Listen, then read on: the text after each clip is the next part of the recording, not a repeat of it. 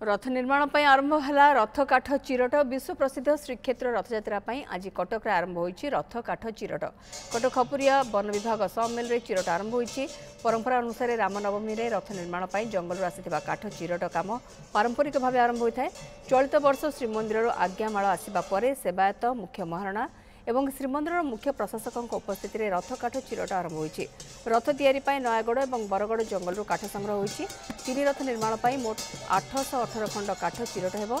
रविवार सुधा कटक समिल में 500 खंड काठ पहुंची। घोष यात्रार जहाँ प्रक्रिया आरंभ हो जाए प्रस्तुति प्रक्रिया बसंत पंचमी दिन आम रथ काठ को पूजा करिथाउ एवं श्रीराम नवमी दिन रथ काठ चिरट करा जाए एवं प्रतिवर्ष जहाँ भी परंपरा रही कटक खपुरिया स्थित ये मिल रे आमर जो रथ काठ चिरट हुए से आज आमर जो काठ गुड़िक आसला तार आज चिरट प्रक्रिया आरंभ होती आगामी दिन में अक्षय तृतीया दिन रथ निर्माण आरंभ हम चिरा कम आरंभ है पर्याय आम जो अक्षय तृतीया आसो तीनो धौरा काठ अनुकूल अनुकूल आरंभ हम कौन रथ कम आरंभ हम रथ कम आगे आम तुम्भ कम तुम्भ कम सरला आमर अर